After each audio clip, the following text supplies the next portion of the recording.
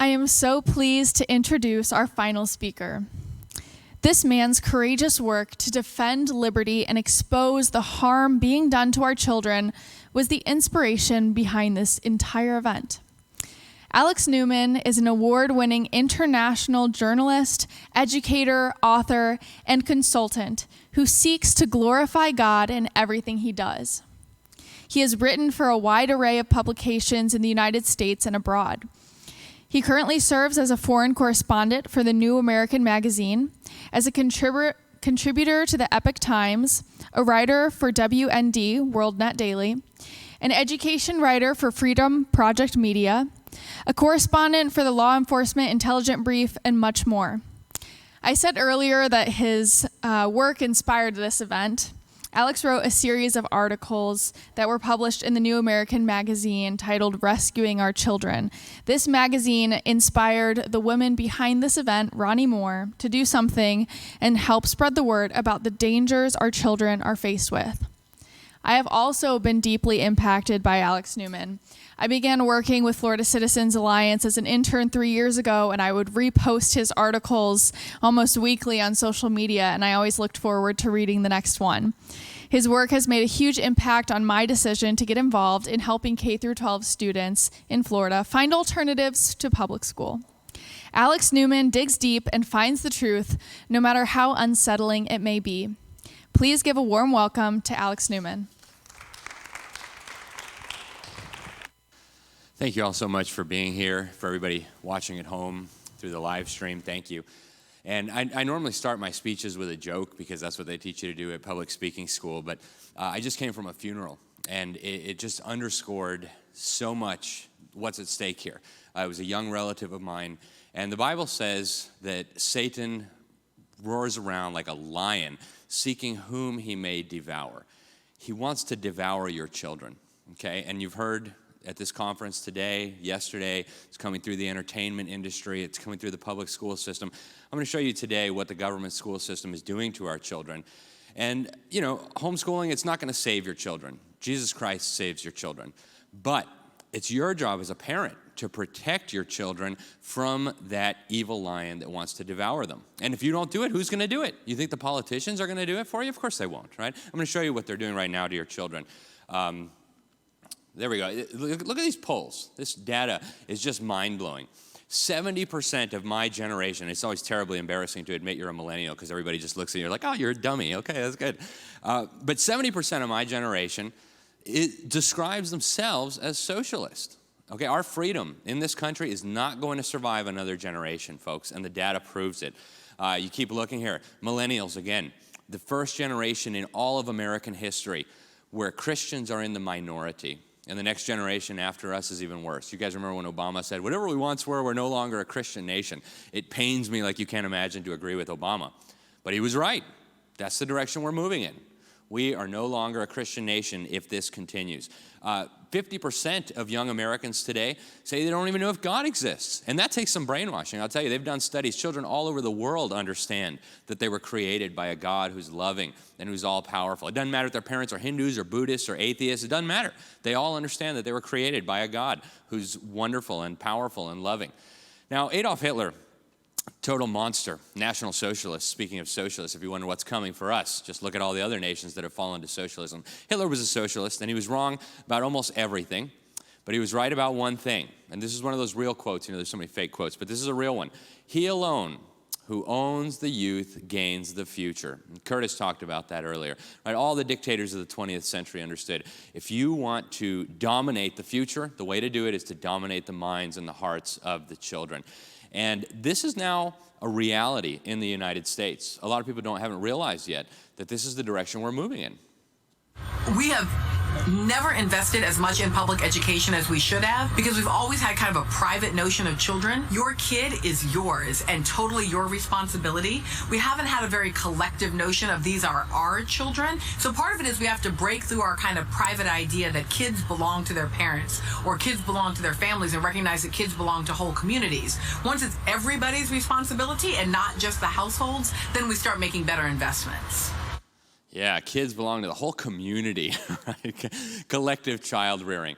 That's insane. but that's on national television. That's on one of these so-called mainstream networks. They're telling you, your children, they're not yours. God didn't give them to you. God gave them to the whole community, right? And we'll see what happens when the community raises them. Now, this is official federal policy. During the final years of the Obama administration, the Department of Health and Human Services and the Department of Education put out this policy statement. It was still online last time I looked. They said parents get to be equal partners in the new world with the government in the raising of their own children. And that's contingent on mandatory home visits. We want to make sure the home environment is acceptable to the other partner. Of course, parents will be the junior partners before long. And you should read this document. This is where they're going.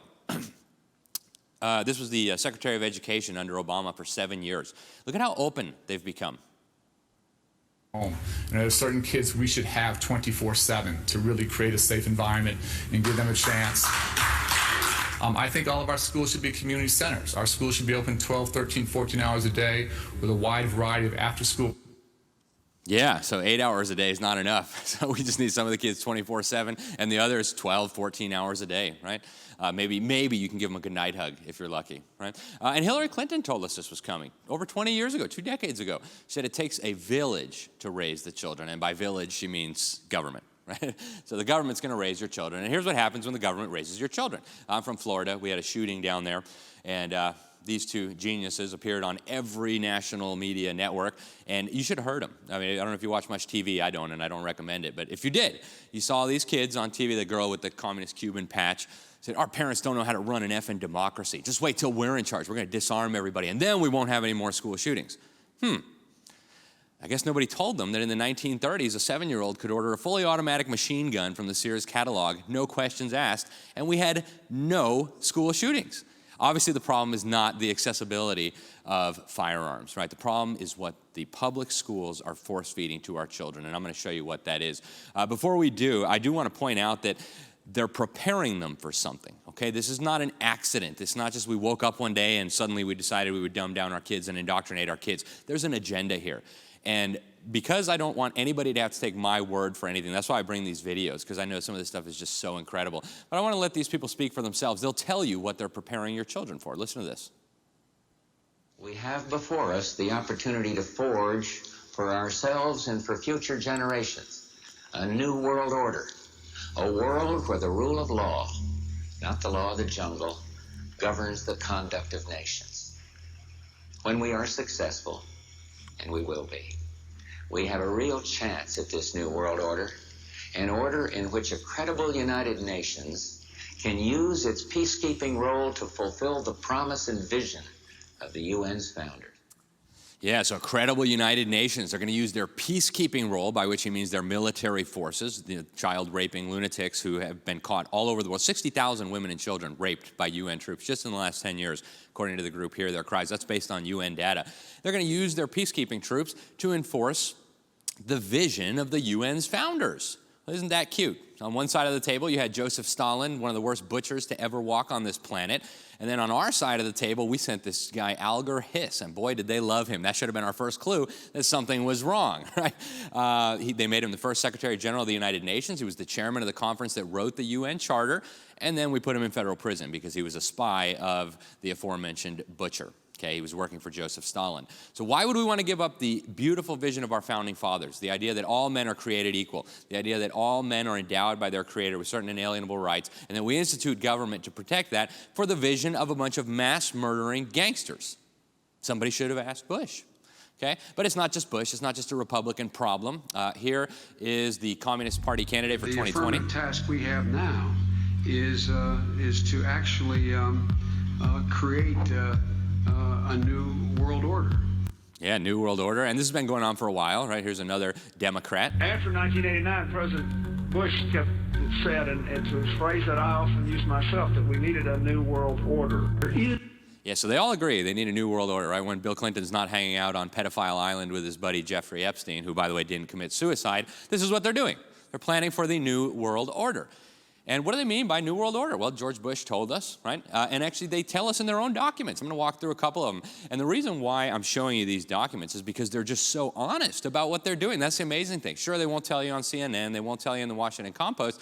But they'll tell you in the documents. And if you want to understand it, I mean, you can connect it all right back to this. Everything God teaches us in his word, you flip it exactly upside down, and then you understand what they're teaching our children and where they're going with their agenda. So God told us that in the beginning he created. They tell, oh, there's no God. You just came from slime.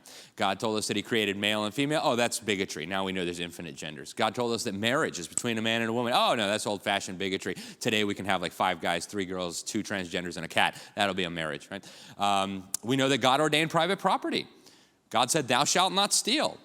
We know that God told us not to covet. And so what do? They promote Marxism that would completely abolish private property and that exists on a foundation of covetousness. I want what you have, and I'll kill you to get it.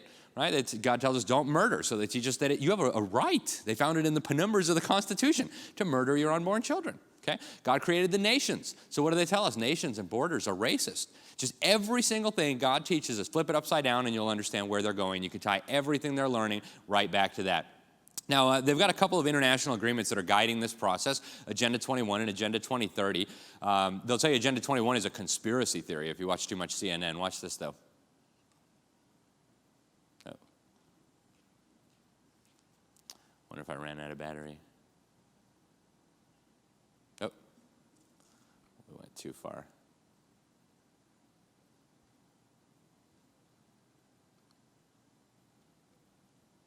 The Earth Summit Environmental Leadership Act, as this is known, presents us with an opportunity to follow up on the important work of the Earth Summit to develop its blueprint, Agenda 21, for global environmental action. HCON Res 353 outlines a comprehensive national strategy for sustainable development in accordance with the principles of Agenda 21 to be coordinated under the leadership of a specific. So a national plan. Actually, they summarized Agenda 21 for us, the people who wrote it. They said it's an array of actions intended to be implemented by every person on the planet. No exceptions, right? They said that it's going to require a profound reorientation of all human society, unlike anything the world has ever experienced. So they have really big plans, right? And I was going to show you the video of Bush, but we skipped through it accidentally. He's the one who signed it back in 1992. Every government in the world signed on to this, and they've been implementing it. Bill Clinton issued an executive order requiring every federal agency to implement this. And you're thinking, how are they ever going to do that? Right? How are they going to completely reorient all of human civilization? Well, you know, Obama called you guys bitter clingers, right? You guys are the ones who bitterly cling to your guns and your Bibles. Well, they know that. And so they know the path to making this happen runs right through your children and right through the public school system. So they tell you in chapter 36 of the international document, you can read it on the UN's website, education is critical for promoting the subversive ideology of sustainable development. They say formal and non-formal education are going to be indispensable to changing people's attitudes. There's their strategy. It's indispensable. You want to make this happen, you got to brainwash the kids. Okay, they tell you that it's going to be critical to change the attitudes, values, beliefs, and behavior of the children. It's even got to include spiritual development, and we'll come back to that before we finish today because that's really, really significant. Now, what does it look like in the classroom? This is a book that the United Nations produced. It's called Rescue Mission, Planet Earth, a children's edition of Agenda 21. Doesn't that sound so cute? You should read it. I have one in my office. My friend Pat Markham gave it to me. And this is one page I just chose, but the whole thing is packed with evil. But maybe you can't see it. It's got the Hindu gods. They're sitting up there on a cloud, and they're very upset and distraught because these storks are delivering all these babies. Now, what does God tell us about babies? They're a blessing. They're a heritage from the Lord. God says we should be fruitful and multiply. And so naturally in the schools, they now teach the children that, and I quote from the book, the earth groans every time it registers another birth. It's right in the book. It's what they're teaching the children. Don't have children. Children are bad. Mother Earth is crying every time you have a baby. Global warming. Okay, that's what they're teaching your kids. And so many parents out there wondering, when am I ever going to get grandparents? You know, my daughter's like 40, 45. I don't have any grandbabies yet. What happened? This is what happened. They brainwashed your kids. Okay, I went down to Rio in 2012, 20 years after they signed the Agenda 21. They had the UN Conference on Sustainable Development, and they had conscripted a bunch of little kids to make these posters. You can probably see it's got the doctor and the earth is very sick, and he's got the thermometer, and the doctor diagnoses the problem. You have humans, okay? Humans. You guys are the disease on this planet. But fortunately, the dictators club that is the United Nations will save us from this scourge. Now, Agenda 2030, they signed this in 2015. Thank you, Barack Hussein Obama. The Communist Chinese loved it. As soon as it was signed, they bragged in all their propaganda machines. Oh, we played a crucial role in developing this. The dictator of Zimbabwe, the mass-murdering Marxist, passed away now after a coup. He said, oh, this is going to usher in this wonderful, brave new world. And what they say in the document, it's very short, you can read it. It says, children, your children, are critical agents of change. They're going to use these new goals to create a better world. And isn't that cute? Because we all want a better world, right? But what do they mean by better world? Well, we don't have to speculate because they tell us. In goal number 10, national socialism, Hitler's idea, apparently was not enough. Now we need international socialism. Say we got to reduce inequality within and among countries. It's only going to be possible if we share the wealth. Right? Does that sound like Mugabe? Does that sound like Castro? Does that sound like Mao? Does that sound like Lenin? It's exactly the same language that they used. And what happened? Did we have a nice, wonderful utopia where everybody was happy and sharing and unicorns and rainbows? No, right? We had mass death. We had hundreds of millions of people slaughtered, starved to death, dying from shortages of basic medicine. That's what awaits us if these people get their way. Then you go to goal 4, and again, they tell you how they're going to do it. By 2030, every one of your children needs to be so brainwashed, they won't just passively submit to this agenda, they will promote it. Okay, that's the word they use. And gender equality, which means radical feminism, destroy the family, and human rights, which means the UN's version of human rights, exactly the opposite of what our founders meant when they said God-given rights, right? And you can read the thing, the Universal Declaration of Human Rights, Article 29. None of these rights and privileges may ever be used contrary to the purposes and principles of the UN. And if your kids don't like it, then they are not in compliance with all this, right? To get a sense of how big it is, the guy who was leading the UN General Assembly when they adopted this said it was the new master plan for humanity. The head of the UN, Ban Ki-moon, said this was the global declaration of interdependence, and they knew exactly what they were saying, right? Here's a video they produced to emphasize how important education is to bringing this about. We achieve sustainable development that protects our planet and builds a more inclusive, equal, and peaceful world without education. We can't. Sustainable development begins with education. Put global education first. Sustainable development begins with education. Are you starting to see the picture? This is them. This is a UNESCO video. This isn't me telling you this. This is them telling you. And they've got a lot of practice on this, by the way. They've been studying this for a century. Okay, Pavlov, all these psychologists, all this quackery, they had a purpose in mind. Now, I want to show you how this works because they've done it on many occasions. They are very effective at completely changing society through the public school system. So in the early 1990s, I would have been, if I'd lived in America, I would have been subjected to this. This was shown to first grade, second grade, and third grade children in 1991, 1992, and 1993. It was a documentary produced by some homosexuals called It's Elementary, talking about gay issues at school. Now, if you were around in the early 1990s, you probably remember that sodomy was still a crime, right? The Supreme Court didn't strike down our sodomy laws until 2000, okay? And yet, they were going for the children. Watch this video that they showed to little kids all over this country in public schools. Let me tell you quickly the background. Today, the law says that if you're the same sex, 2 men and 2 women, you can't get married. It is against the law. And I thought that it might be kind of fun for us to sort of be pretend judges for a few minutes. What I'm going to give each of you is a sheet that just tells you that some people think that it's wrong for gays to get married, that it's not natural, and that it goes against what a family is. Other people think that the state should not decide these things, that it should just be up to 2 adults to decide what they want to do. So anyway, that goes on, but you get the point, right? Let's be pretend judges. And then there's those mean old people who don't think people who love each other should be able to get married. And then there's us wonderful, nice homosexuals who think that anyone who loves each other should be able to get married. Well, they asked the people of California at the ballot box, no thanks, we're fine with God's definition of marriage, even in the land of fruits and nuts, right? But they knew they had already prepared an entire generation of young Americans so that the pretend judges on our Supreme Court could strike down our marriage laws across all 50 states, and then they lit up our White House in rainbow colors. Now, here's today, right? Portland Public Schools marching. They're so proud of their sodomy. Here the children are obviously on a field trip, learning some great things at pride parades, right? I'm almost embarrassed to show that. Now, what are they teaching the kids today, right? What are they preparing the kids for today? And this is going to sound totally crazy to people who maybe went to school prior to like the 2000s, okay? Because we all learned that carbon dioxide is the gas of life, right? Humans exhale about 2 pounds of it every day. Plants use it to do photosynthesis. And in fact, the Earth is starving for more CO2. I've interviewed dozens of the top scientists in the world, including many who work for the UN. They say, oh, the Earth is starving for more CO2. That's why farmers pump it into their greenhouses. It makes the plants grow better. Well, they're teaching the children in government schools all over this country and all over the world that carbon dioxide, the gas you exhale, is actually a toxic pollution that's going to kill us all unless we let the UN tax and regulate everything that produces CO2.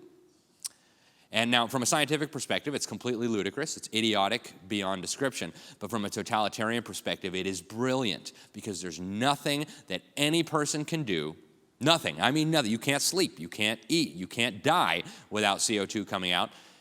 From a totalitarian perspective, this is brilliant because you can control and tax everything. Okay? Here's what it looks like.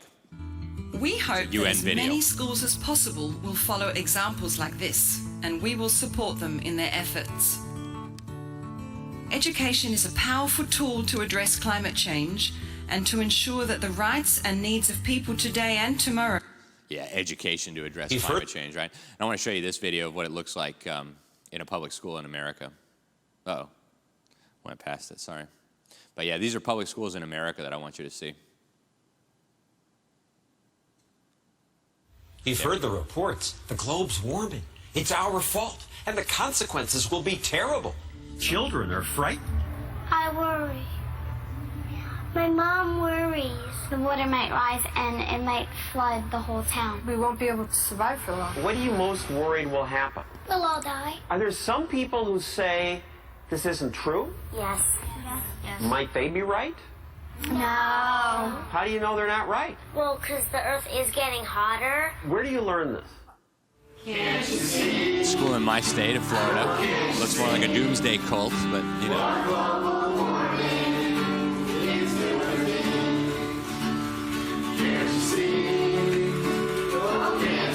Whatever you do, don't drink the Kool-Aid. One of the main components So they brainwash them and then a letter for their congressman. Of global warming is that they're given a letter for their families to sign, and it's to the congressman or woman. So you brainwash them and then you get them politically active, right?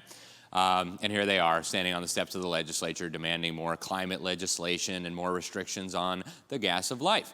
Now, Charlotte Iserbyt, I just went to go visit her last weekend. She was Ronald Reagan's senior advisor on education policy, amazing lady. And when she got to the Department of Education, she saw all these documents. She's like, oh my goodness, they're turning America's education system into a replica of the Soviet system. That's a terrible idea. So she starts leaking these documents. Obviously, the powers that be were not pleased. But here's what she says is actually happening in education. You think the purpose of education is reading, writing, and arithmetic? The purpose of education is to change the thoughts, actions, and feelings of students. Yeah, that's what they're doing. Now here it is from a lady who was involved in writing national standards before most of us even knew we were going to have national standards. So here she is speaking to the National Governors Association in 1989, talking about what's happening in America and in the school system. Fix up these schools and taking care of them, rather than the issue of understanding that what we're into is a total restructuring of the society. Total restructuring of the society. Now watch the role of the schools. She's proud of it. The other function of schools, which sounds paradoxical and yet in a sense is really not, is the fact that we have to prepare students not for today's society, but for a society that's 20, 30, 40, 50 years down the road. And so we have to anticipate what the future is and then move back They use their crystal ball and for figure that, out right? what it is we need to do today. That's called anticipatory socialization, or the social change function of school. Social change function of schools. How many parents who send their children to school every day do you think know there's a social change function to the schools, that they're bringing about a complete transformation, a total restructuring of our society? My guess is not a lot. Right? And actually, if you dig into this woman's background, it gets really weird. And you'll see this pattern comes up over and over again. She co-wrote this book, The Light Shall Set You Free. She was in communication with these spiritual entities that she described as ascended masters. If you've been reading your Bible, you know they're not ascended anything, okay? quite the opposite, but it gets really weird, and we'll come back to that later. Now, this total transformation, this total restructuring of our society, what does it look like? Well, I'll give you some anecdotes, and you can put the dots together. In Florida, they decided that we needed girls to be able to go change and shower in the boys' locker room. A little girl decided she was a boy. And so the school administration, instead of maybe trying to get some help for her, talking to her parents, they said, oh, just go in there and change with the boys. And they ordered the male PE teacher to go in and supervise all this. I can't go in there and watch an underage 14-year-old girl get naked. That's crazy. That was a crime last week. I mean, I would have gone to jail. What are you guys talking about? So they actually got the emails later. They were going to make an example of him. They weren't just going to fire him. They wanted to take away his teaching credential so he could never teach again, so that he would serve as an example to teachers everywhere. You comply or it's all over for you. In Minnesota, they got even bolder. You remember the equal partner thing. This little boy decided he was actually a girl. Mom, Dad, can I have a sex change? No, that's crazy. Get on the school bus, please. Well, the other partner knew better, so they took this child to a medical facility to have his genitals surgically removed as part of what they called a sex change surgery. Okay? This is happening. This is now in America. In fact, this was last year. There's a federal lawsuit about it, but it's too late, right? You can't reattach the missing pieces parts. In California, they just throw it right up there on the Department of Education website. They've got a gender transition plan and an individual support plan. And so the student fills this out with the teacher. Do your parents know? Okay, well then we'll keep it secret from them. How soon do you want to begin your puberty blockers? How soon should we start injecting you with testosterone? When should we get you ready for your surgery? All behind your parents' back, mind you.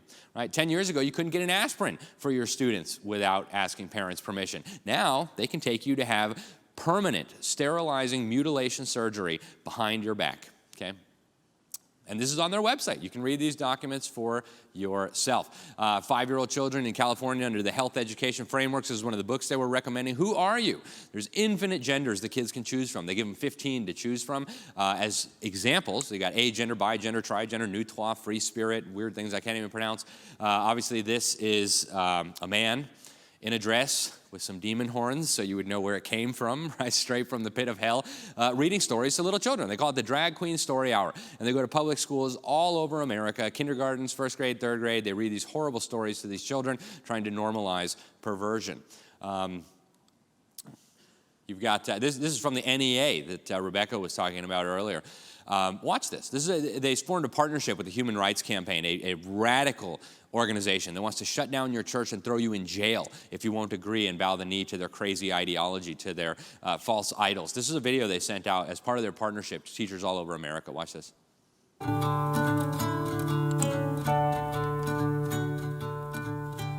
Hi, your name is Emma? Yeah. Correct? And my name is Zine. What pronouns do you use? I use she, they, them. Cool. What pronouns do you use? I use they, them, and also just Z. And so instead of being a boy or girl or something undefined or in the middle, I kind of like, just use my name. You know, my name is Zine. So if you just use Z instead of a pronoun, it's like more personalized and like less fitting into a binary. Yeah. Yeah, and you keep going, and then the one says, like, do you ever have to, like, educate teachers about, you know, your gender stuff and your pronouns? And the guy, oh, no, yeah, every once in a while I have a substitute teacher or something. But no, all the teachers know, right? Unbelievable, okay? This is, and it's working. It's working really, really well, okay? This is very effective. When I was a kid, not that long ago, and I lived in 8 countries on 4 continents. I grew up with kids from every possible background you could imagine. Hindus, Buddhists, Shintos, from everywhere, right? Africans, Indians, Asians, Mexicans, Brazilians, from everywhere. Never once, out of all the thousands of kids I met in my life, never once did I meet a boy who thought he was a girl or a girl who thought she was a boy. It just would have been inconceivable. In fact, the word transgender wasn't even in the dictionary when I was a kid. And now, according to this study out of the UCLA in California, 27% of California's children, 27%, more than 1 out of 4, and this was last year, are now gender nonconforming. So boys who don't accept they're boys, girls who don't accept that they're girls, right? At what point do we say stop? Do we wait until it's 50% or 75%? You think they're going to have a lot of kids? Do you think our civilization is going to continue if this continues this way?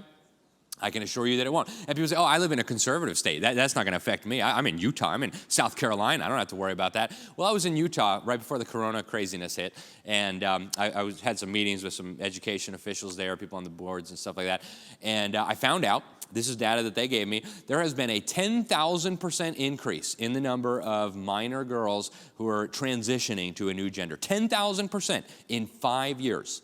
from 2015 to 2020, there was a 10,000% increase in the amount of little girls becoming a new gender, okay? And that's in Utah, one of the most conservative states in America. And it gets even sicker. This was sent to me by a mother in California who now leads a wonderful organization, Informed Parents of California. In California, they passed this LGBT mandate where all the kids had to learn LGBT stuff constantly in history and everything else. And so I actually got the curriculum that they were using in this district.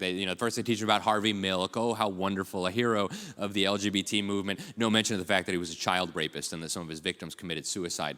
Don't want to tell the kids that because, Obama named a Navy ship after him. Can't tell the kids that. And then he was murdered by a Democrat. Fun fact, but it's true. Well, after Harvey Milk, they get into the older history of the LGBT movement. They go to ancient Greece and they say, oh, yeah, men used to have lots of sex with boys. And this mom, she goes and she talks to the assistant superintendent of curricula. Her name is Carrie Torres. Why are you teaching my kids pedophilia? And not like, oh, we would never do that. That's horrifying. Where would you get such an idea? Watch what she says. Answer me why you're teaching pedophilia in school to ninth graders. Teaching what? Pedophilia. Pederasty, right here. Pederasty, as I discussed with you before, twice in my office when you come to view the materials, I've explained to you that this is done because we are talking about historical perspectives of how gender relations and different types of sexual orientations have existed in history. So this is something that's occurred in history, and so this is really important for us to include. Yeah, it's a sexual orientation that's existed in history. It's really important. We have to teach it to them, right? Well, a lot of people don't realize there's now 26 states, including California, where it is against the law to, quote unquote, discriminate against someone due to their sexual orientation. And they are teaching children in California and other places that raping children is a sexual orientation. So we know that it would be insane to hire a pedophile to run your Sunday school or your school, but what's going to happen when these kids grow up? How dare you discriminate? That's just a sexual orientation. It's against the law. You can't do that. That's what they're preparing the children for. And there's a pattern, right? This is a picture somebody snapped in a classroom in California. You see pedophilia as sexual orientation. That's where they're going, folks. It gets sicker and sicker. And it all goes back to this guy. Why do they have to sexualize the children? Why do they start in kindergarten teaching the kids all these horrors? Well, it all goes back to this man here, Alfred Kinsey, a sicko of the highest order. He was a child rapist, and he was responsible for the rape and sexual torture of hundreds, maybe thousands of little kids. And he documented it all meticulously. You can read his so-called research. They were raping 5-month-old babies. They were raping 4-year-old boys, and under the guise of science. And they'd say, oh, look, they're screaming, and they're hollering, and they're crying, and they're passing out. They're climaxing. They're having an orgasm.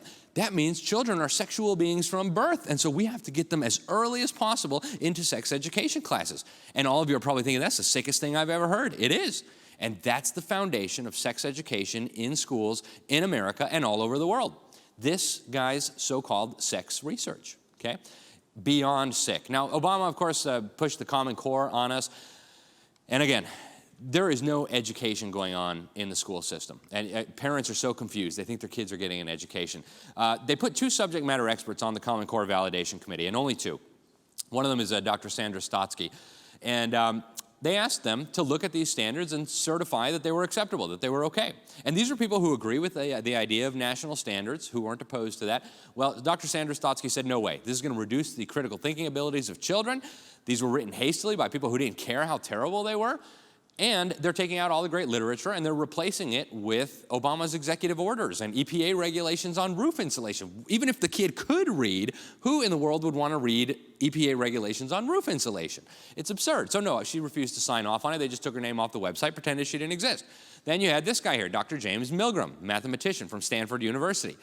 He said, no, I won't sign off on the standards. He said they are written to reflect very low expectations. They're as non-challenging as possible with extremely serious failings. There are actual errors in the math, okay? They're neither mathematically correct nor especially clear. And so obviously we should mandate them in all 50 states so that we can have a nation of children who don't know how to do anything, right? You wonder why the kid at McDonald's can't count your change. Now you know. Right? And now in Seattle, I don't know if you guys heard, math is officially racist, okay? So I don't know how we build bridges without math, but that'll be fun. Now, the federal government knows the Common Core is dumbing down our children on a massive scale. They funded a study from CSAIL. They found that it had significant negative effects during the 7 years after it was implemented, and the magnitude of these negative effects is getting worse over time. Okay, our children are getting dumber and they know it. We've got the next generation pseudoscience standards, 12 years. This is like the Common Core of science, written by the same people, by the way, Achieve Inc. And you can study 12 years, fake science. You will never learn the term, the scientific method.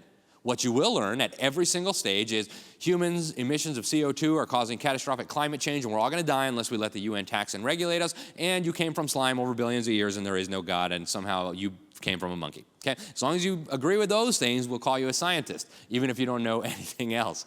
And that's how crazy it is. Now, the fake history is just as bad, right? They're teaching the kids that America invented slavery. My friend and colleague, Dr. Duke Pesta, who worked with us on this Rescuing Our Children project, he gives a survey to his incoming, he's a university professor, surveys his incoming students. It used to be half of them thought that America invented slavery. Now, he says over 80% of his incoming students believe that America invented slavery.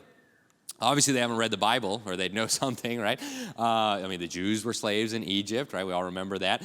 Slavery has been a scourge that has afflicted humanity from the beginning in almost every culture, almost every civilization. And then along come these guys, and they looked at the Bible, and they said, wait a minute, this is not right.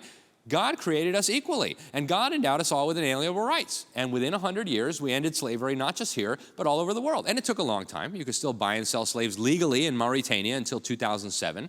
But in America and countries under the influence of America, we banned that. And instead, you have our kids thinking that America invented slavery. Okay, that's how crazy it is. They don't learn anything about the Constitution or the Declaration of Independence. The Second Amendment, so the government can have a militia.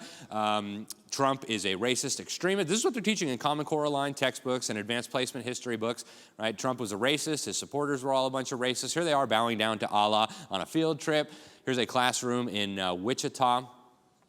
They got the 5 pillars of Islam, right? They've got the kids writing out the Islamic Shahada, the conversion prayer. Can't mention the 10 Commandments, though, but we will teach them that. This is a U.S. Department of Education funded study on how we get rid of Christian privilege in the schools. And one of the ways, and you're probably wondering what Christian privilege, right? One of the ways was to infuse the curriculum with Islamic thought, funded by your tax dollars. They're doing Buddhism in the classroom. They call it mindfulness education, and the people who do this will tell you it's Buddhism, right? They do yoga in the classroom, which is, of course, Hinduism. So you can do any false religion you want unless it comes from the Bible, in which case it's banned separation of church and state. And that's where they're going. And if you're Christian, in North Carolina, they actually made the little kids come to the front of the class and apologize for their Christian privilege. Right? Can you imagine what those poor little kids felt like? I'm sorry for my Christian privilege, right? These poor little kids. Now, they're gathering more data on your children than you could even begin to imagine. They know more about them than you do. They have hundreds of data points on every child going through the public school system. They know about their dental health, their mental health, their nutrition. They give them surveys. How does your dad talk to mom? What kind of food do you have in your refrigerator? Does anybody drink in your house? How many people smoke in your house? They know everything about you and your family. And they're gathering it for a specific purpose, right? That last slide right there, I pulled that right out of the Department of Education report. They've got a facial expression camera that monitors the facial expressions that children make as they're exposed to different stimuli. So maybe a guy comes in with some demon horns to read some LGBT stories, and your kid makes a face. You say, uh-oh, this one needs an intervention. We got to circle back, make sure he gets the right attitudes, right? That's where they're going with this. And then they tell you in another Department of Education report, this is a copy right out of the report, they're using all this data so that they can predict the future interests and behavior of your children, okay? This is central planning on steroids. Oh, he's a conservative Christian? Oh, you definitely cannot go into law. You definitely cannot go into teaching or journalism, right? Because you might influence somebody. I don't know, can't have that. Okay, they've got values clarification. This one makes me sick to even talk about it. And I remember going through it when I was a kid. Probably you guys do too if you went to school after like the mid-1960s. And this is a handbook that UNESCO produced. They want it all over the world. And you know, the one they gave to me, I'm sure some of you guys remember similar stuff if you're a little bit older. But they told me, so you're on a ship and your ship is sinking. 10 of you pile onto this life raft. And the life raft only has a capacity to hold 9 of you. So you got to get rid of someone, and you got a doctor, and you got a teacher, and you got a lawyer, and who are you going to kill? Who are you going to murder so that the rest of you can survive? It's for the greater good, after all. And you guys already all know the answer. It's lawyer, right, obviously. Just kidding, just kidding. There's great lawyers out there, we know. But, you know, what happens in the minds of the kids? Well, My parents taught me we shouldn't murder, and the pastor said we shouldn't murder, and God's 10 Commandments said we shouldn't murder. But obviously, the only moral solution to this problem is for us to murder someone. It's for the greater good. And so what happens? The children's belief in absolute morality and absolute right and wrong is smashed into a million pieces. That's why one of these guys bragged that they could undo what parents had done over 15 years in an hour. Right? They have this psychological research behind them. They know that all the values parents tried to instill in their children over 15 years can be smashed just with a little exercise like that. Because morality is relative. Maybe there is a time and a place to put people in concentration camps or to get rid of older people or to kill unborn babies. Morality is relative. It's about the greater good. Maybe there is a time and a place for that, right? That's what happens in the minds of the children. And if they had actually been doing some critical thinking, they would have said, well, wait a minute here. Why don't we just take turns? I'll swim for an hour, and then you swim for an hour, and then we don't have to kill anybody. I mean, that would be sensible, right? But they're not supposed to think in those terms. They have to think in terms of who do we murder. That's the appropriate response. Now, getting back to this education thing, there is no education going on in the schools. And you don't have to take my word for it. The government will proudly tell you that your kids are as dumb as a box of rocks. And I don't mean to sound mean or judgmental. But listen, this is the Deputy Secretary of Education talking about the national scores of our children.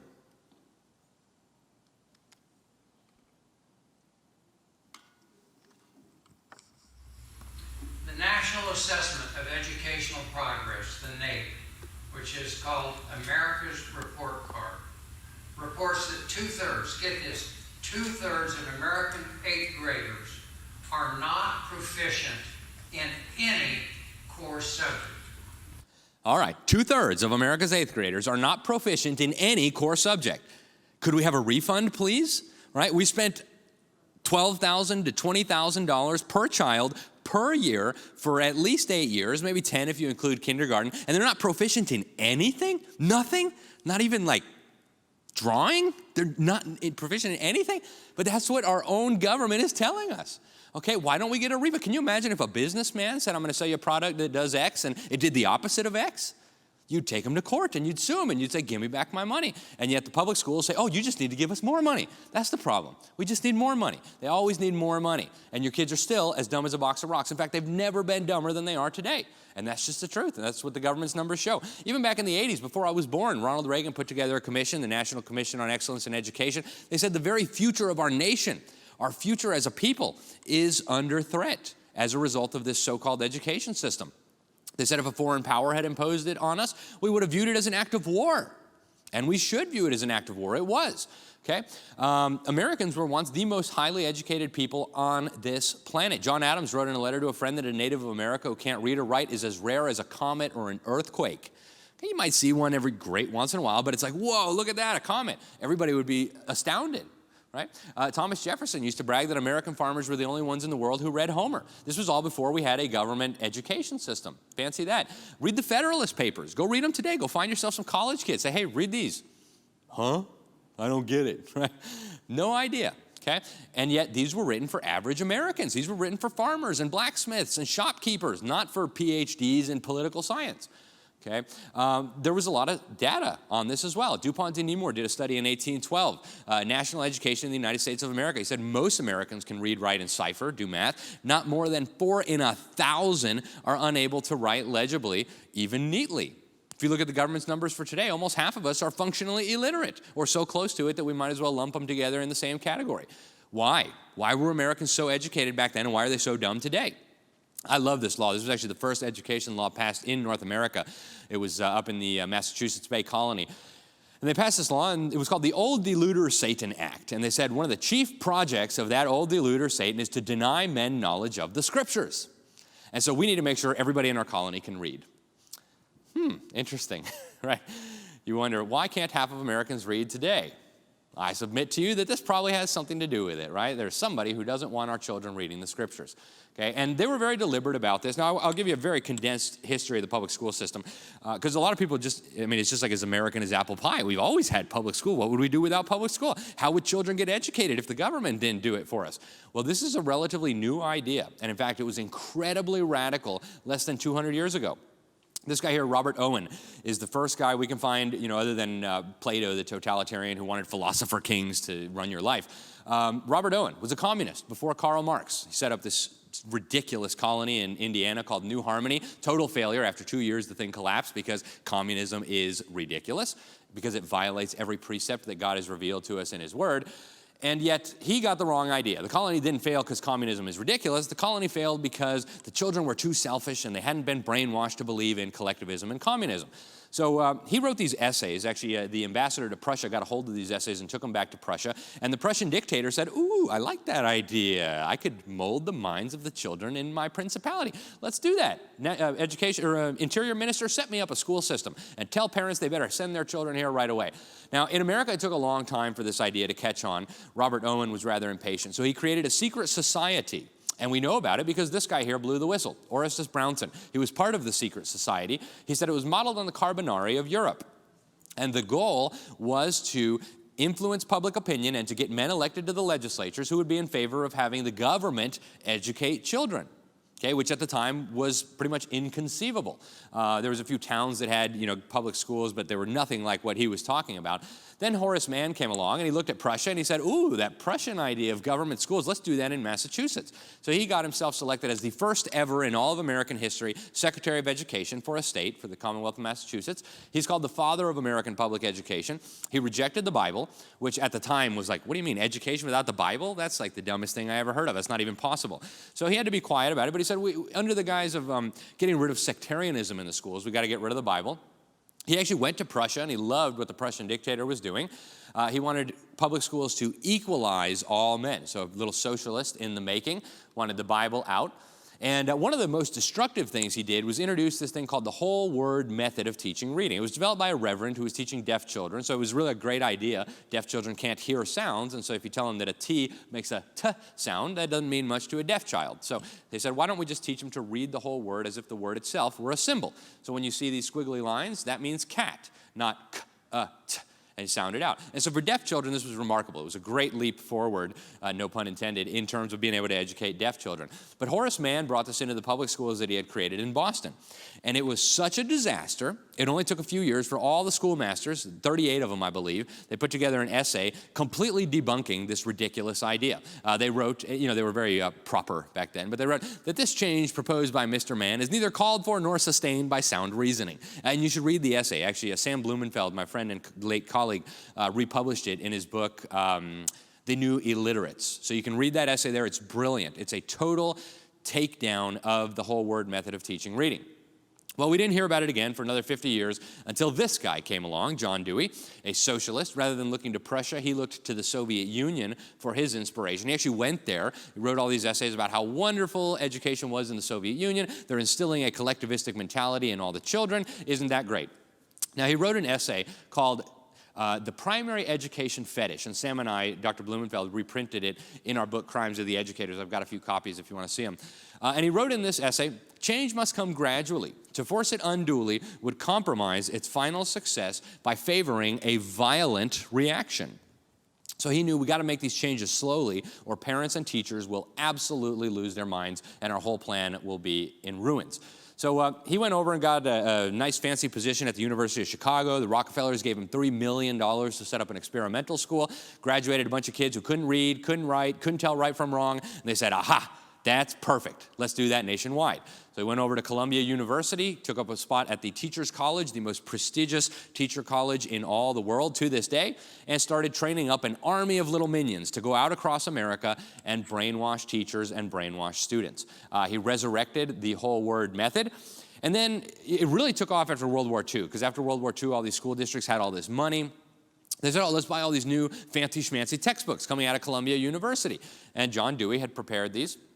Now, in 1955, Rudolf Flesch blew the whistle on this. He said the teaching of reading all over the United States, in all the schools and in all the textbooks, is totally wrong and flies in the face of all logic and common sense. And that's putting it mildly, right? The same thing that the schoolmasters in Boston figured out in the 1840s, Rudolf Flesch had figured out in the 1950s. Okay, anybody who thinks that Dewey didn't know what he was doing, I've got some nice beachfront property in Nebraska. See me after. Now, Now we have brain scans. Okay, there's a doctor over in France, Dr. Stanislas Dehaene, who's been doing brain scans on children, and he's been comparing the brains of children who learned how to read with phonics versus the brains of children who've learned with this quackery. What he found was that you can actually see the brain damage in the minds of the children who've been exposed to this quackery, the whole words. They get them memorizing entire words. It says the brain gets wired wrong. That's why they can't read. That's why they hate reading. And so at this point, you probably won't be surprised to know that whole words are mandatory under Common Core. Starting in kindergarten, you start memorizing sight words. And then they say, oh, but we teach phonics too. Yeah, after you scrambled their brains by teaching them a bunch of sight words, and you developed a sight word reflex, okay? That's why 50% of American adults struggle with reading. Okay, now UNESCO, the UN Education Agency, wants it taught all over the world. And I want to spend just a minute also on John Dewey's religion, because you can't understand the public education system today unless you understand the religious views of the man who created it. Now, we don't have to speculate about his religious views because he very kindly left an enormous paper trail for us to follow. Now, he wrote the Humanist Manifesto. He co-wrote the Humanist Manifesto with a bunch of other humanists. And the very first tenet gives you everything you need to know. It says, we religious humanists believe that the universe is self-existing and not created. And those of you who've read the very first page of your Bible are probably thinking, wait a minute. In the beginning, God created the heavens and the earth. Right? So right off the bat, they're telling you that God stuff, that's silly. Right? The second one, we believe in evolution. And you read the rest of it, it's just warmed over communism. Right? Got to get rid of the profit motive, got to have equitable distribution of the means of life. Now, even if you're not a Bible-believing Christian, and I think you should believe the Bible because it's true, but even if you're not, this has very, very important implications to you and to our country, okay? Our founding fathers didn't think it was a religious statement to say that you were created by God who gave you rights. They said it was a self-evident truth. Okay, it's not even something you debate. It's just so obvious. As God says in Romans 1, he made it plain. His attributes are plain to see. You have to deliberately suppress the truth in your unrighteousness. The founding fathers regarded this as a self-evident truth. But what happens if you believe John Dewey's religion? Well, you can't have God-given rights if there's no God, right? There is no God-given rights at all. Well, you have whatever rights the mob lets you have, and it'll be less and less and less. Now, one of his allies, one of the co-signers of this manifesto, C.F. Potter, he wrote in his book, Humanism, A New Religion, that education would be the way they would spread this religion. 5 days a week? What's your Sunday school 1 hour a week going to do to counteract our 5 days of humanist instruction? Absolutely nothing, right? Absolutely nothing in most cases. Now, this is not a new religion.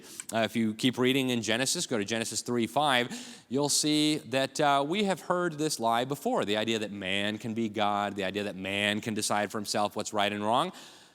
Here you go. God knows that when you eat that fruit, then your eyes will be opened and you'll be like God.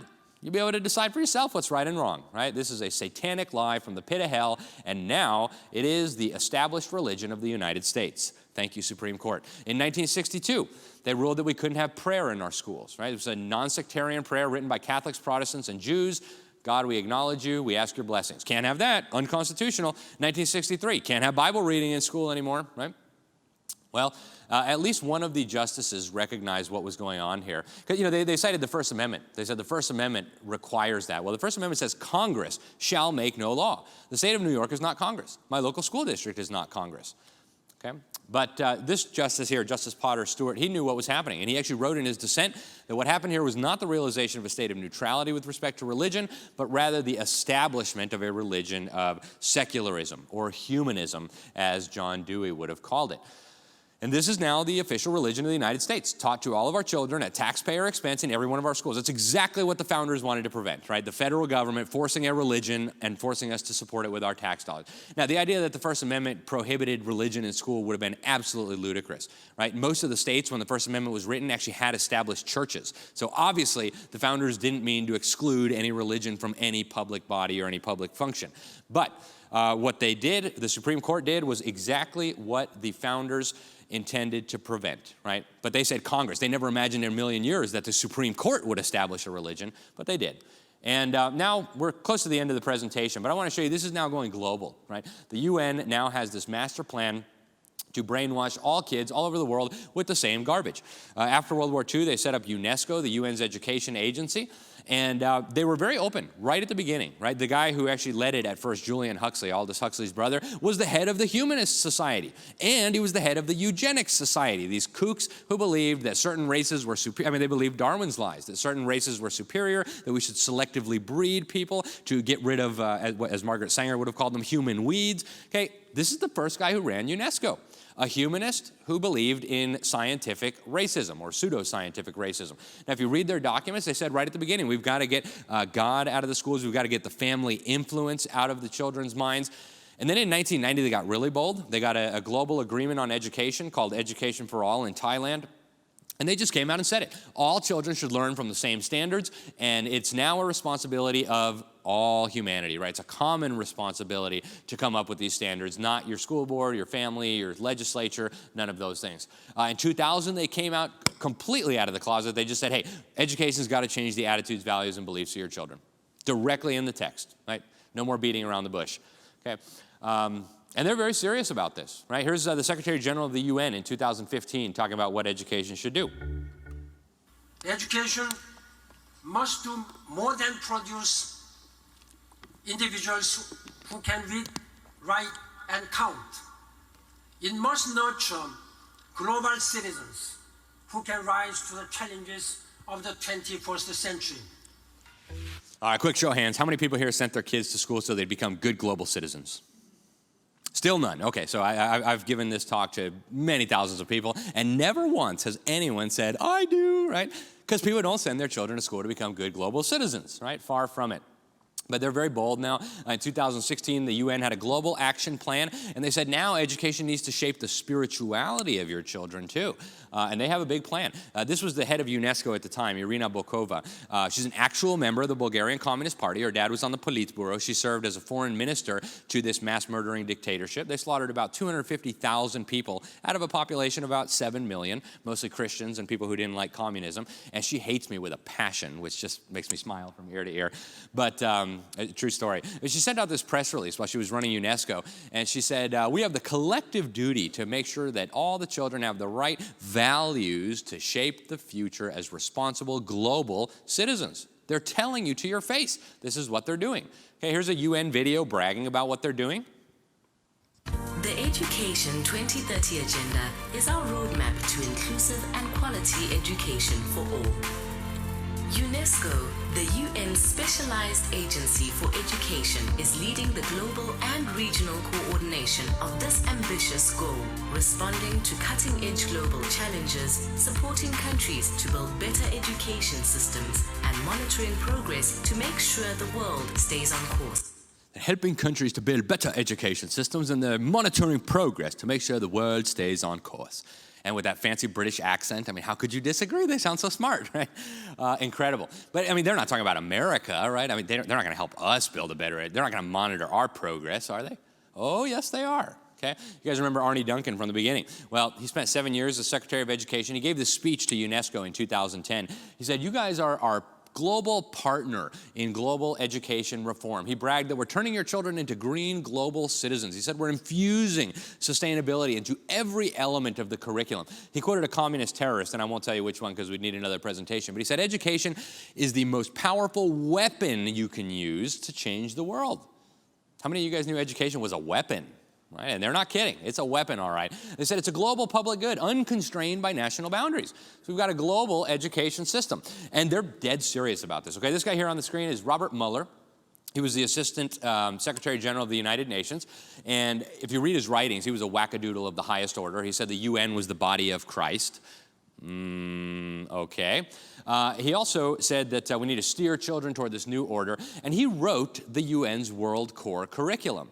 And to his credit, he was pretty honest about what he was doing. You can go down to your local library, get a copy of the teacher's manual for the World Core Curriculum. And in the foreword, you'll find this, signed Robert Mueller. He said the underlying philosophy which this is based on will be found in the books of Alice Bailey by the Tibetan teacher Jval Kul. And to almost all people in America and around the world, that means nothing. Alice Bailey, who, right? Well, everybody who runs the UN knows who she is. She actually designed their little prayer room. And I'll give you a hint. She founded the Lucifer Publishing Company. True story. And this Tibetan teacher that was referenced is not actually Tibetan, is not actually a teacher, and is not even a human being. He was an ascended master. Alice Bailey claimed to be in communication with these spiritual entities that she also described as ascended masters. If you've read your Bible, you know we're obviously talking about demons. But these ascended masters, according to Alice Bailey, would take over her body and write these books.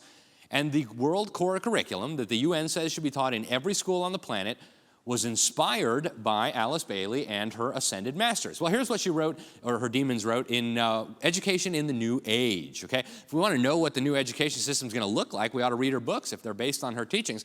They said that world citizenship should be the goal of the enlightened, with a world federation and a world brain, which kind of takes on a new meaning in the age of the internet, doesn't it?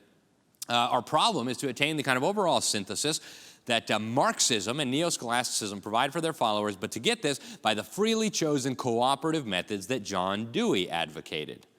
Okay, so we're back full circle to Dewey. Now, in 2015, the UN put out this report on education for all, looking at their progress. They said when they started, there was only 12 countries in the world that had national education systems with national tests. By the time this report came out, there was over 100.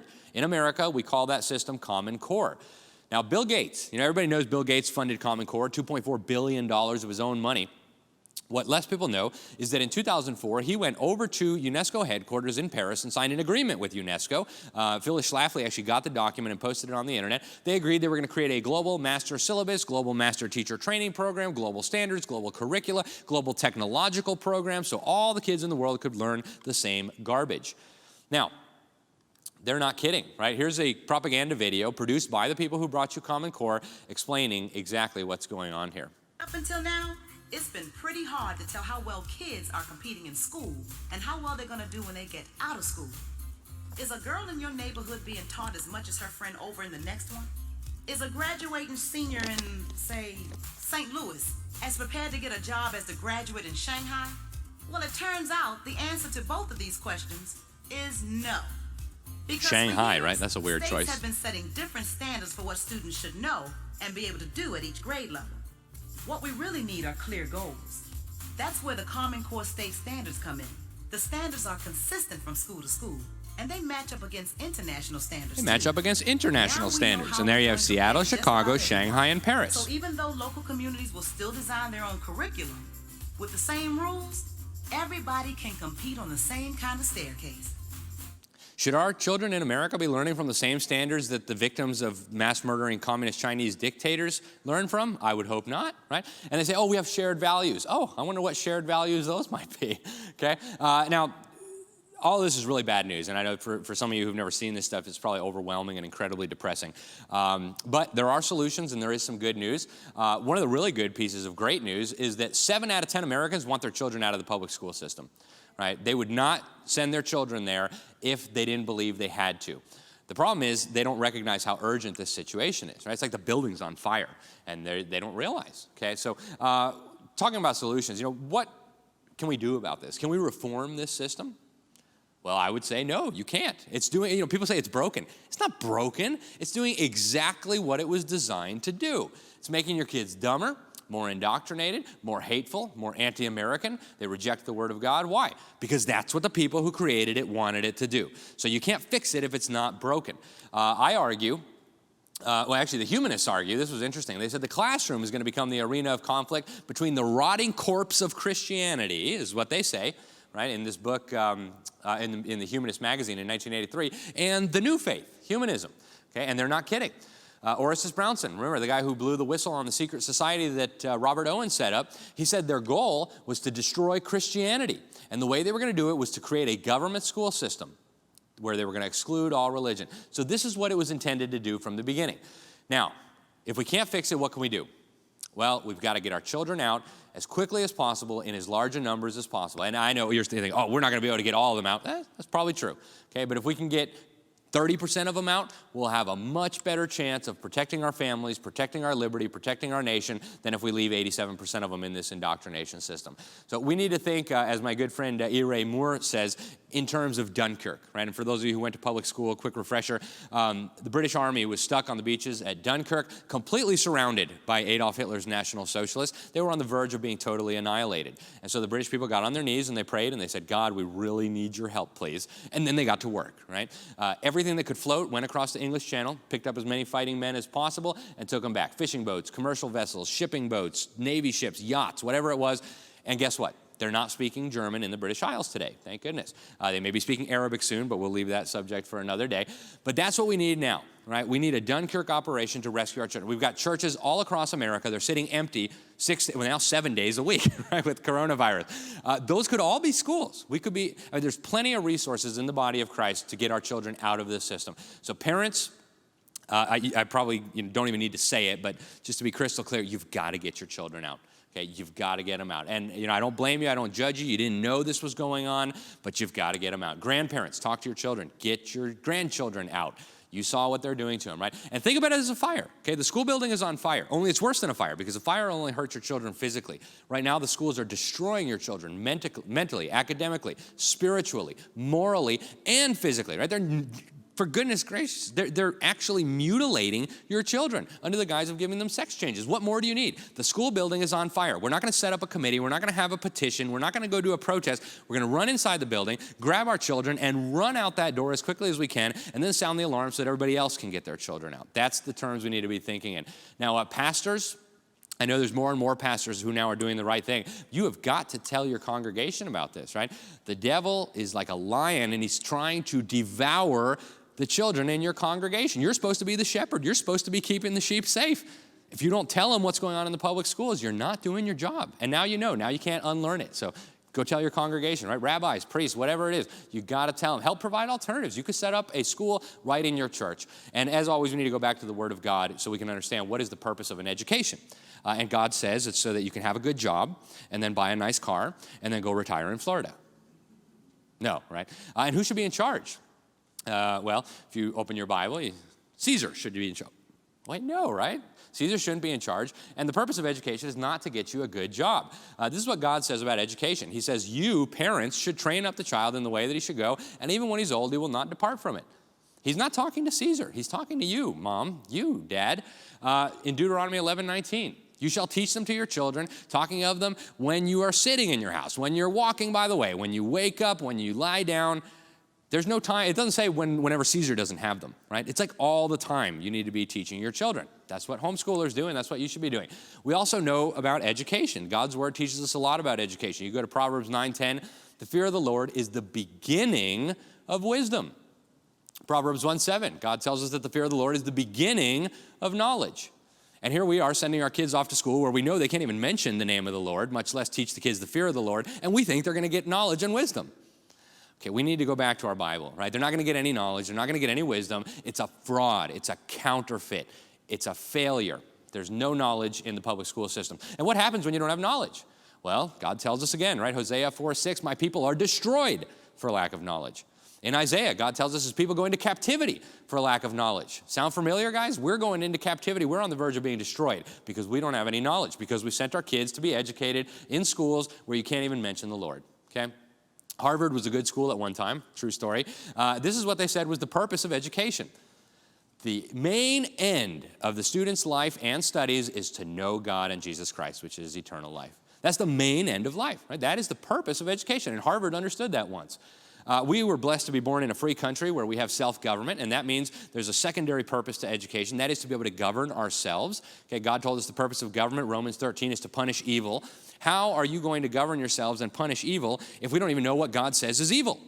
God says murder is evil. God says thievery is evil. God says rape is evil. So all these things, that's how we know how to govern ourselves. We need God's word. And, homeschooling is a lot of fun. There's a picture of my family. You guys probably saw them running around somewhere. They're here. But we're in really good company, right? These men here were all primarily educated at home by their parents, by their siblings, by their grandparents, and sometimes by private tutors. And guess what? They went on to create the greatest, freest, most prosperous nation in all of human history. Okay, so if they could do it, we can do it too. Lots of great encouraging data on homeschooling. This corona crisis is probably going to add millions more to our ranks, but we've got millions of children being homeschooled now. They are running circles around the victims of the government schools, even on the government's own tests, right? They're like 30 to 40 percentile points higher on the government standardized academic achievement tests. There's also a lot of good private schools for parents who maybe don't feel like they can do it. I think you can, but if you're under a court order or something, there's a lot of good private schools. There's also a lot of bad ones, so do your due diligence. You wouldn't trust a random stranger to come into your house and teach your children. Don't just hand them to any random stranger. Do your due diligence. Freedom Project Academy is an online K-12 Christian school that I work with. Great choice for those who want some help. Public School Exit is a ministry that we founded recently. My friend E. Ray Moore and I, and also Dran Reese and Dr. Duke Pesta. We're the 4 founding members. We've got an incredible advisory board, including a lot of the wonderful people here. Sam Sorbo, Rebecca Friedrichs, Kim Fletcher, wonderful, wonderful people involved with this. And our goal is to rescue as many children as humanly possible from the indoctrination, the dumbing down, and the sexualization. We've got some cards. It's publicschoolexit.com. We want to knock down every possible barrier. You can't afford it? We'll find a way to get you a scholarship. We'll find a partner school where you can get the kid in. Anything we need to do to get your children out, we're ready to help do it. Now, the UN is coming for us, right? They passed a resolution in 2015. They say, you can't have all these unregulated private schools teaching whatever they want. You got to have the government overseeing them, enforcing the same standards. And it's already happening in America, right? Here in New York, they're now threatening the yeshivas.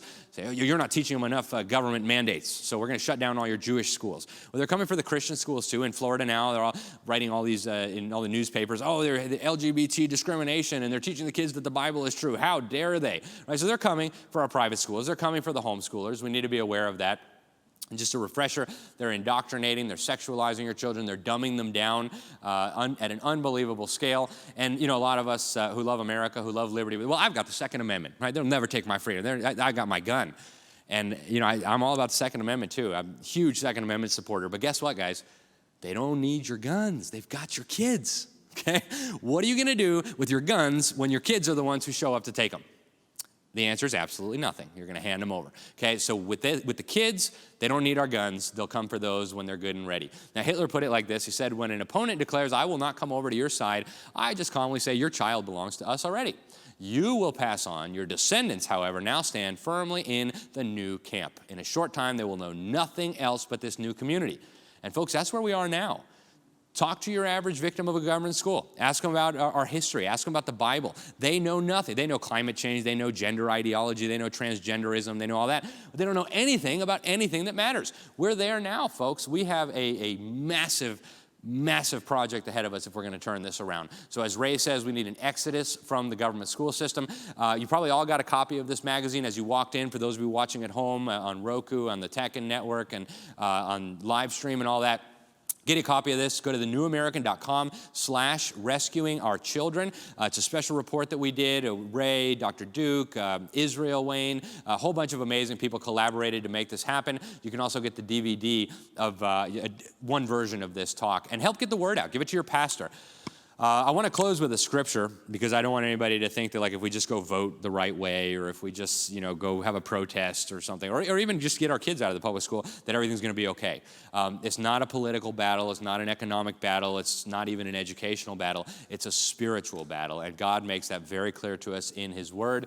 I love Ephesians 6:12 because there's just no way of getting around it. You can't misinterpret it. God just tells you in plain English what's going on here. We wrestle not against flesh and blood, but against principalities, against powers, against the rulers of the darkness of this world, and against spiritual wickedness in high places. The devil wants your kids and your grandkids. And if you don't protect them, nobody else is going to do it for you. Thank you guys so much. God bless you, and God bless America.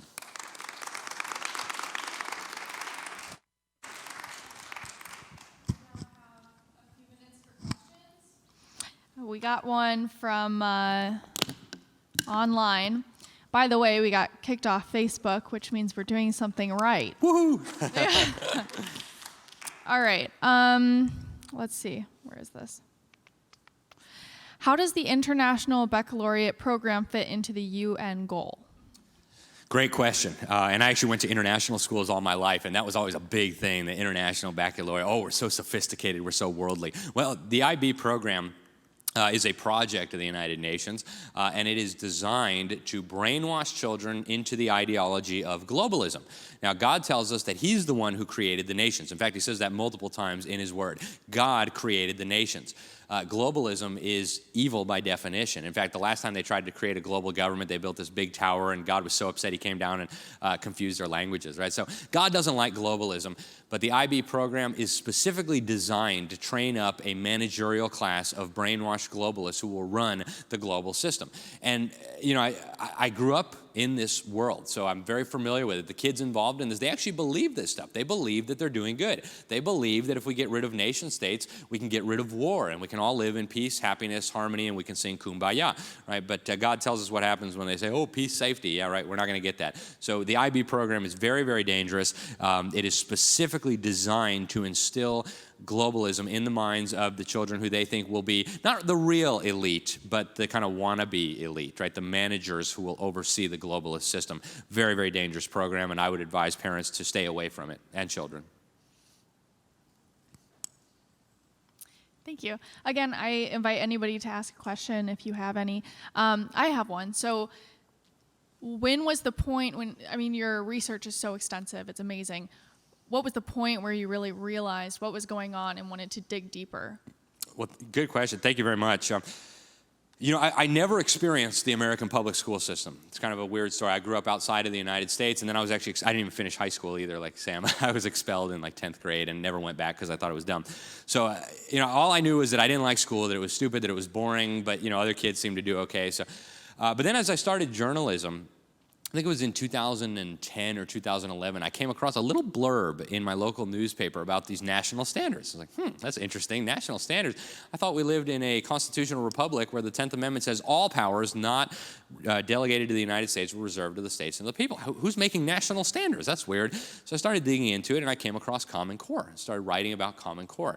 And that kind of opened up the whole box of worms. And so I wrote a lot of articles about Common Core, and then I got a call, I think in 2013, from Dr. Samuel Blumenfeld in WND Publishing, asking if I wanted to collaborate with Dr. Blumenfeld on a book about education. I was like, really? I would love to. That would be amazing. So I worked with Dr. Blumenfeld for a year, and that I had to go read all his books. That he'd been writing books on education since the 60s, 70s. I think he wrote 12 or 13 overall. And that was like, 100 years worth of research and education condensed into a year. So that was incredible. And it was when I was working with Dr. Blumenfeld that it hit me. All these other things that we're fighting for, the unborn babies, to rein in the government, to stop the United Nations, to stop the communism, all these other things, we're going to lose on every single one of these issues if we don't address the education crisis, because that's their primary weapon. And so that's why, after writing that book with Dr. Blumenfeld, I said, I've really got to focus on this like a laser, because this is the battle where all the other battles are going to be fought and won or lost. And so that's kind of what brought me to that realization, and I've been on that mission ever since, and I don't intend to stop as long as the Lord gives me breath.